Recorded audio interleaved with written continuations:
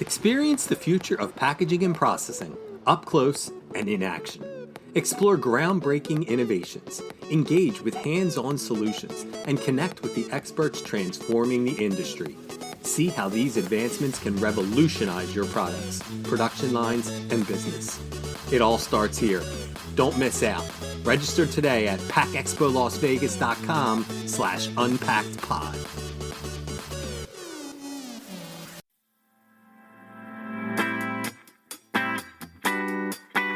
You're listening to Unpacked with PMMI, where we share the latest packaging and processing industry insights, research, and innovations to help you advance your business.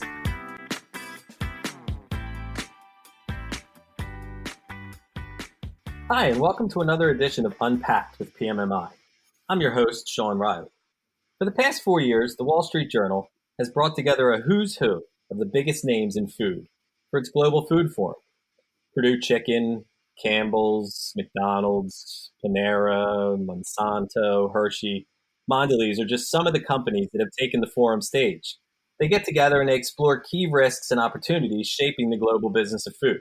As the largest segment in packaging and processing, understanding new technology, consumer tastes, and government regulations in global food production is obviously a must.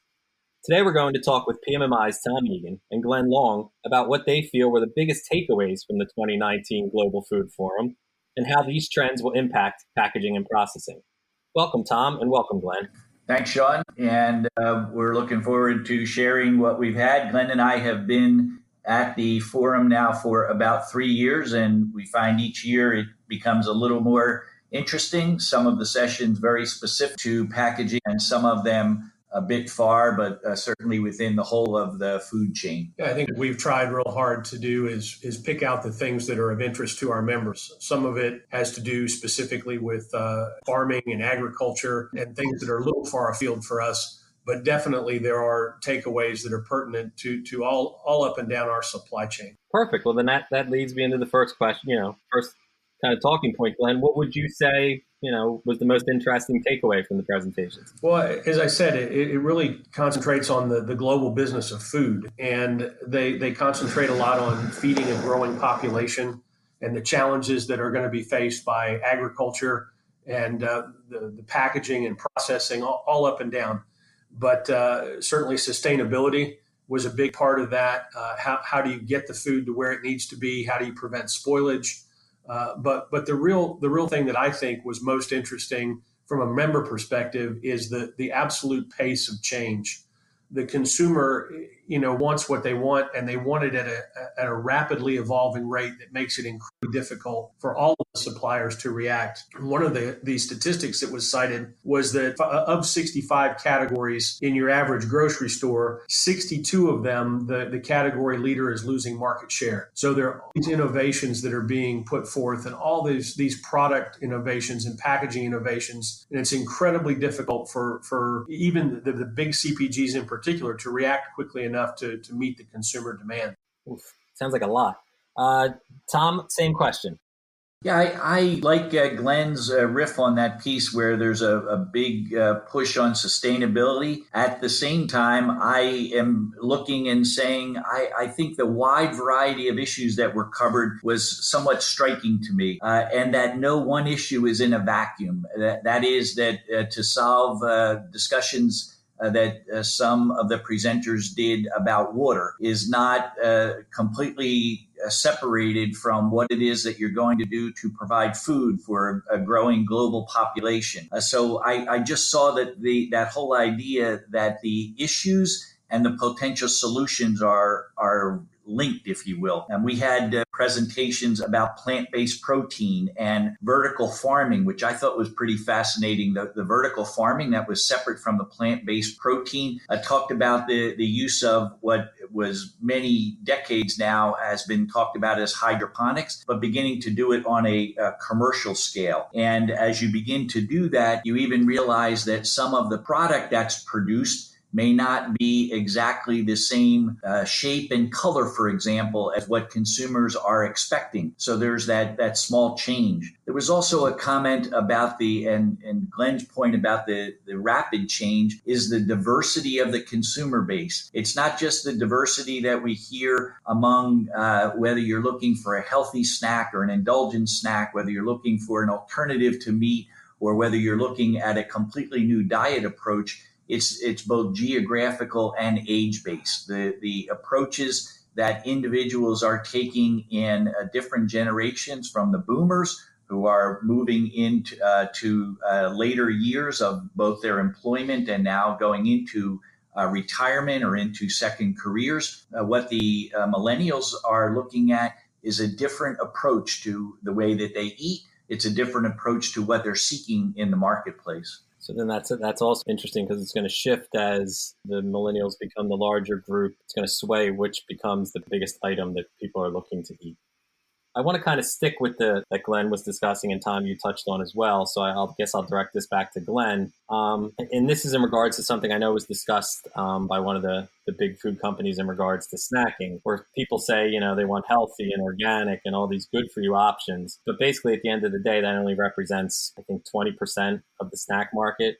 That little 20%, I guess, moves a lot. But I guess figuring out specifically what consumers want that is healthy for that little area is kind of a moving target. So how can packaged food companies keep up with all of this change and with, consumers saying they want one thing, but they really are still sticking to chocolate and things like that when it comes to snacks? But that's definitely a good point. And surely that was talked about specifically. And snacking is a growing trend. And, they're saying that the younger generations are eating on average 7 times a day. So their trends are more towards smaller portions, more snacking, and it's a lifestyle choice. They're on the go. They're not sitting down to traditional meals as earlier generations might have done. So it definitely is agile innovation. That was a phrase that was used. But the thing that people don't understand is the burden all up and down the supply chain.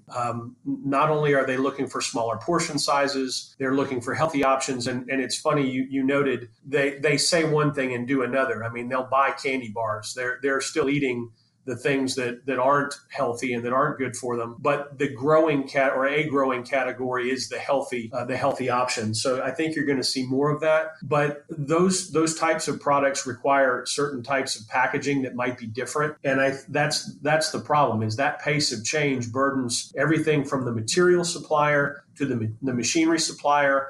One that was specifically noted is the ingredient supply. It's difficult to come up with things that have the right texture and the right taste. I mean, people want to eat healthy, but some of that stuff doesn't taste as good as a candy bar.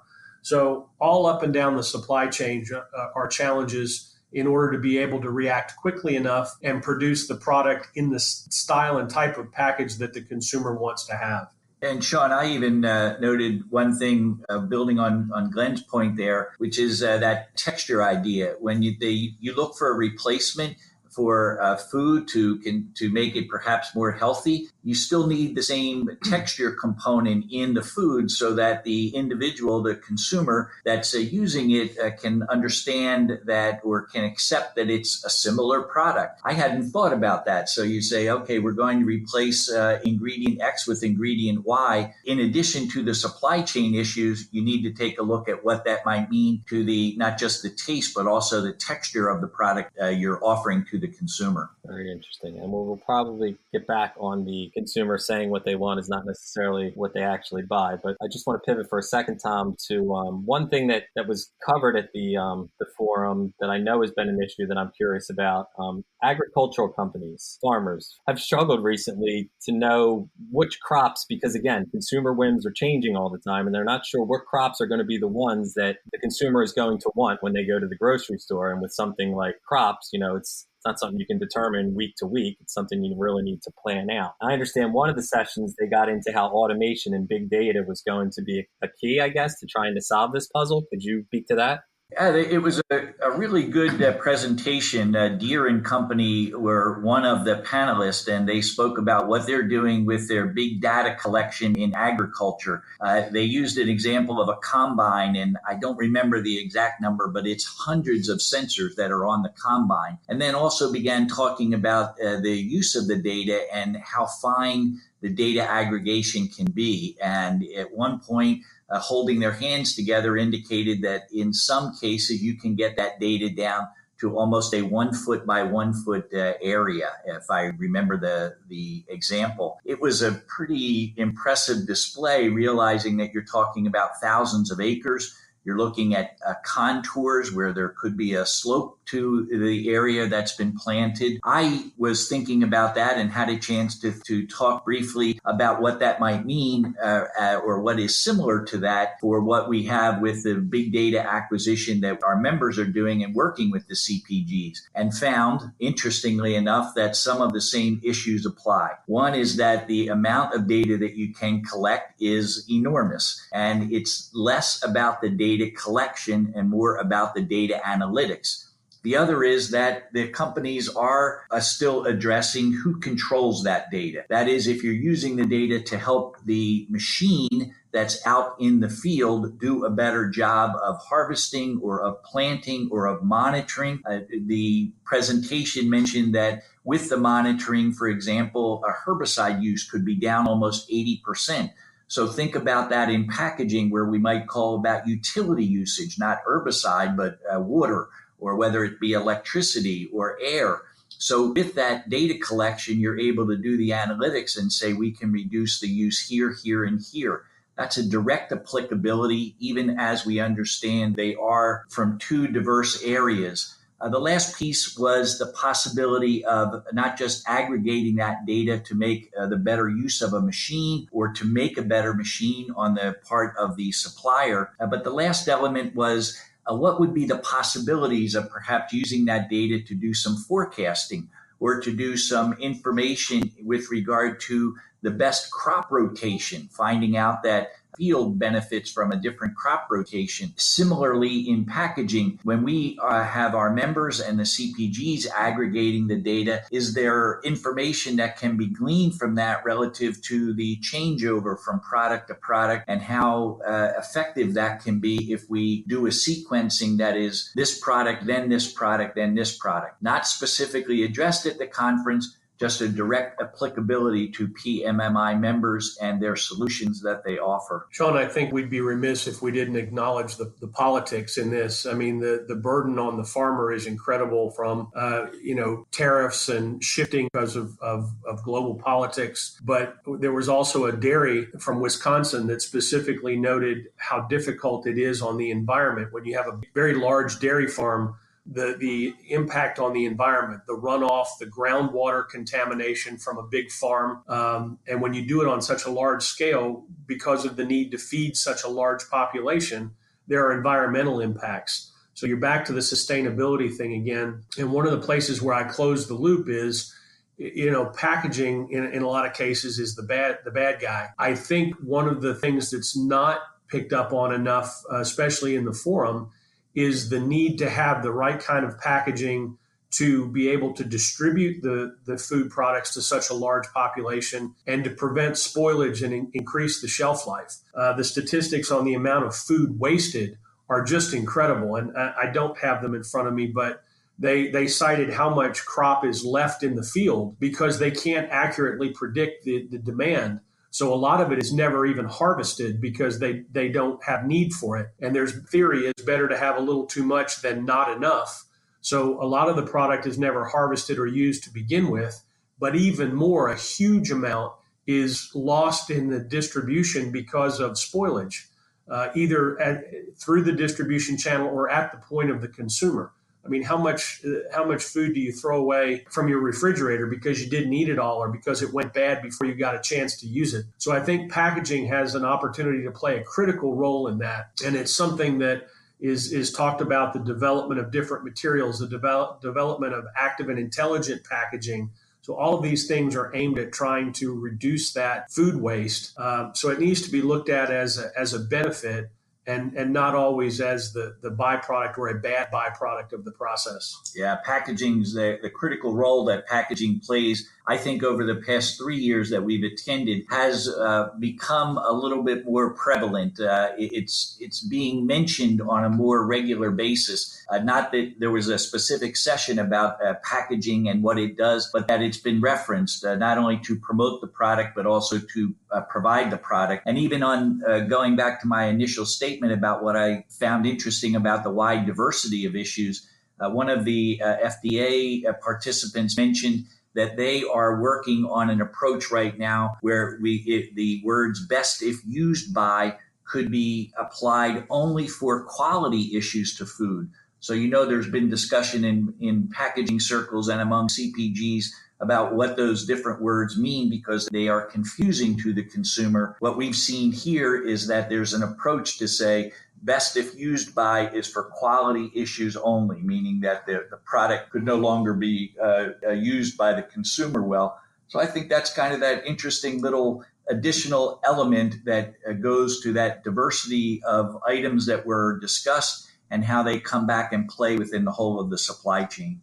And that kind of, I guess, ties back to, we always hear about the collaboration issue with food producers or CPGs and OEMs. And I guess it seems like you've seen maybe a little bit over the 4 years where they're starting to recognize the importance of collaborating earlier or more with the packaging part of it so that to ensure that, A, there's not as much waste, B, things like you said with the sell-by date and stuff like that. Is that fair to say, or is this just kind of like a one offshoot thing that you noticed?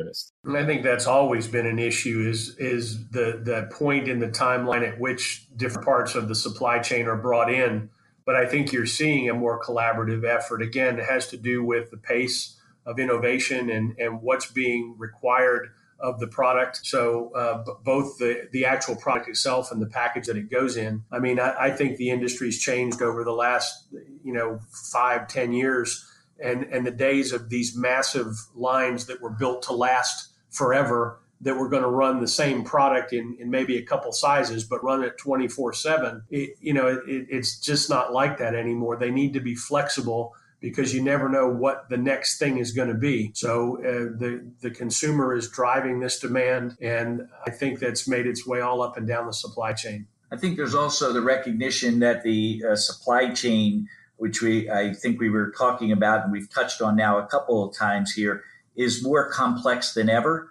And there are challenges with either trying to shorten it or to adjust it, to modify it. It's not that it can't be done. It's that the supply chain is complex. You're starting all the way with ingredients and you're ending up either in their home or on their doorstep if you start talking about e-commerce. And in all cases, that whole of the supply chain just becomes more complex. And yet, as Glenn has noted, we need to be more flexible and adaptable. I think one piece that I took away from that supply chain is just the recognition that making changes that you might see take time. And so there can be a start to a change, even as it relates to commitments that different organizations make, but that the change takes time. There was the talk about moving to the supply of, I think it was cage-free eggs. And the panelist pointed out that in order to fulfill that commitment was going to take a couple of years. And you look at it and say, wow, cage-free eggs, a couple of years. And then you begin to realize just how many billions upon billions of eggs that represents. And that further up the supply chain, the group that's providing the eggs has to change their practices. And so the adjustments have to be made. Thought it was fascinating about the complexity of the supply chain. Our members are involved in it all the way toward the end. They realize that there are more complex items coming from upstream also. I guess kind of my last point that I'd like to touch on that we've hit it a couple times, but I'm curious. There was coverage actually after it, the forum in the Wall Street Journal about we'll just call it one of these largest fast food companies in the world. And they were basically kind of going back to what we were saying earlier, where, for example, they changed, French fries in the kids' meal to apples because everybody wants to be healthier and you want your kids to be healthier. And they found that, people weren't eating the apples and they wanted the French fries to begin with. So they kind of laid out some ways that they're going to, or how they're going to adapt, or how they've adapted. And I'm wondering, Glenn and Tom, I don't know if you can add anything either. If there's things that our industry, packaging and processing, can take from what this, large food, fast food company is doing, and apply it to, maybe our industries. Yeah, I think the element again is that idea that as the PMMI members and their CPG customers start looking at what they have to do to change either the product that they are supplying or the understanding that they're going to try something in the marketplace and it may or may not work. The members want to be on top of and absolutely keeping abreast of what's happening in the consumer marketplace. Ultimately, what the CPGs are supplying, the consumer packaged goods companies are supplying to us as consumers, is what we are showing that we want based upon the purchases that we make. So the CPGs, or in the case of a retailer, they try an idea, they say, hey, we thought that would work well. Maybe it works in a very small region, and they have to be quick to try and scale up, or say, hey, that was a nice try in one area. It didn't work out. We made a big investment. We have to try something else. So it's just that understanding that the retailers and the CPGs are making that adaptation to a quicker change, a quicker modification to say, we tried this, it didn't work. Now we want to see, and we need the supply chain, including the PMMI members, to be able to adapt in terms of perhaps making more modular equipment. Sean, I think that's one of the reasons that you see the contract packaging industry growing at double digits. That it's that pace of change again, and how do you react and put something out for the consumer, get it tested, see if it's going to take off, and then be able to scale up to meet that demand. That makes that wasn't even something that I was thinking of, but that makes complete sense that the contract packagers could absolutely fill that need that requires bringing in new equipment and being able to shift on the fly like that. Well, this has been fantastic. I want to thank everyone for listening. I want to thank Tom and Glenn for taking time, like I said, out of your day to give us a wrap on the forum that you attended. And be sure to join us next time for more packaging and processing industry insights. Please rate, review, and subscribe. To do that, go to the iTunes podcast or Spotify app on your phone and search for Unpacked with PMMI.